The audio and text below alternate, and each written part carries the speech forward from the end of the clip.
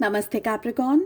मैं उम्मीद करती हूँ कि आप सभी अच्छे हैं, अपनी लाइफ में ग्रो कर रहे हैं, प्रोग्रेस कर रहे हैं। Sending you lots of prayers and best wishes from my side. Please take care, stay safe. 2025 आपकी लव लाइफ के लिए, आपके रोमांस के लिए कैसा रहेगा, इसी टॉपिक पे हम रीडिंग कर रहे हैं। साथ ही मैं आपको बता दूं कि 2025 की yearly reading for your career, health, wealth के लिए मैं लेकर के आ रही हूँ आने वाले दिनों में। तो हम्बल रिक्वेस्ट है, अगर अब तक आपने चैनल को सब्सक्राइब नहीं किया है और बेल आइकन को हिट नहीं किया है तो अभी कर दीजिए, ताकि जब भी मैं वीडियोस अपलोड करूँ उसका नोटिफिकेशन आप तक पहुँचे और आपसे कोई भी रीडिंग या कोई भी वीडियो मिस ना हो। इस रीडिंग में हम चेक करने वाले हैं आप लोगों की लव लाइफ कैसी रहेगी। साथ ही चेक करने वाले हैं आपको डिवाइन गाइडेंस क्या मिलने वाला है, एंजल्स आपको क्या गाइडेंस देना चाहते हैं, और स्पेशल मैसेजेस को भी हम लेने वाले हैं।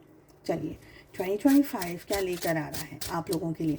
देखिए, एक अनडाइंग ट्रस्ट, एक ऐसा विश्वास, एक ऐसा साहस, एक ऐसी एनर्जी, जिस एनर्जी में आप दोनों इस रिलेशनशिप को निभाना चाहेंगे इन द फर्स्ट मंथ। मुझे ये लग रहा है कि एक तरीके से ये रिलेशनशिप को स्ट्रेंथ की ज़रूरत है, इस रिश्ते को ताकत की ज़रूरत है, इस रिलेशनशिप को पावर की ज़रूरत है, क्योंकि इस रिलेशनशिप में बहुत सी चीज़ें हैं इम्बैलेंस्ड। तो इम्बैलेंस्ड अगर एनर्जीज रहेंगी तो रिलेशनशिप में इश्यूज और क्लैशेस बने रहेंगे।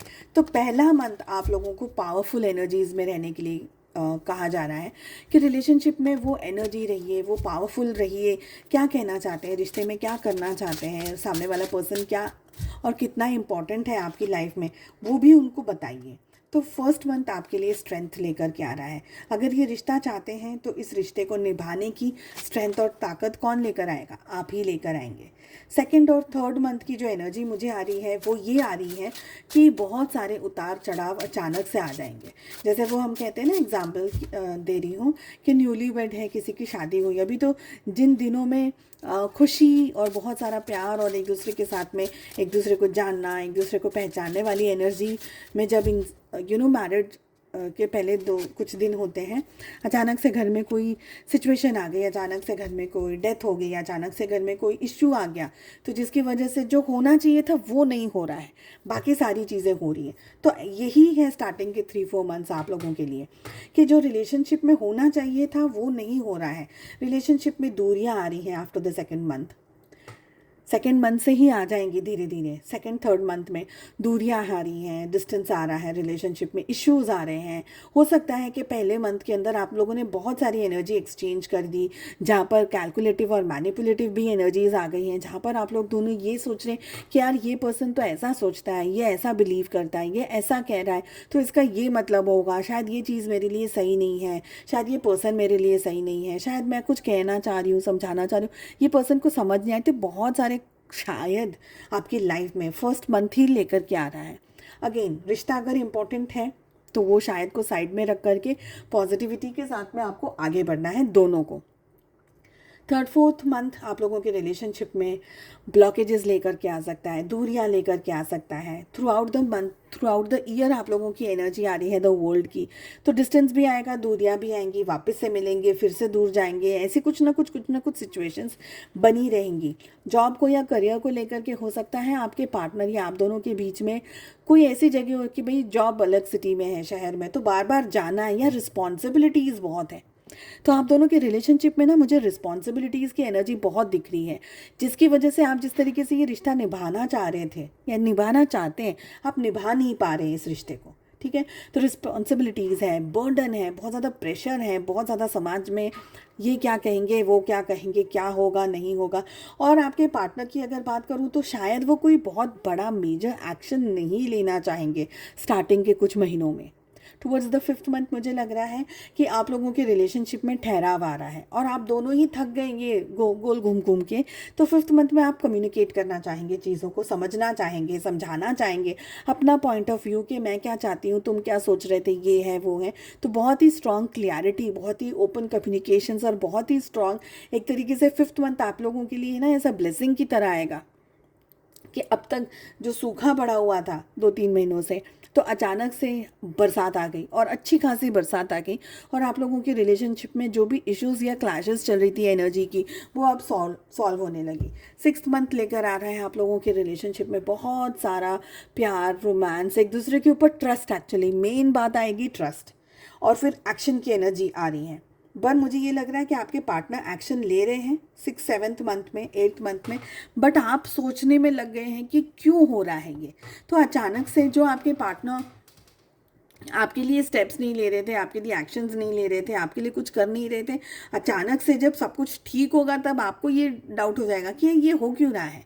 ठीक है, और फिर से रिलेशनशिप में कोई ना कोई टर्मोइल वाली सिचुएशन आ रही है, जहाँ पर प्यार होने के बावजूद भी रिलेशनशिप में है ना, जैसे कि कुछ हो गया, परिवार में कुछ हो गया, सिचुएशन में कुछ हो गया, तो जगह छोड़ के जाना पड़ा, जॉब के लिए जाना पड़ा, तो दूरियां, सैक्रिफाइसिंग वाली एनर्जी आ रही कि प्यार चाहिए, पर्सन चाहिए, मगर रिश्ते में कुछ ना कुछ लगातार बन रहा है कि जिसकी वजह से रिलेशनशिप में आप लोग अपना प्यार और रिश्ता एंजॉय करने के बदले एक दूसरे का इंतज़ार करते बने रहे, यानी इंतज़ार ज़्यादा चलता रहा आप लोगों के रिश्ते में। ये एनर्जी आ रही है और आपके रिलेशनशिप की जो मेन एनर्जी है वो यही है कि ये जो 2025 का साल है आपकी लव लाइफ के लिए, ये एक ऐसा साइकिल है जो साइकिल आप दोनों को ही एक दूसरे की वैल्यू समझाएगा, एक दूसरे की कीमत समझाएगा।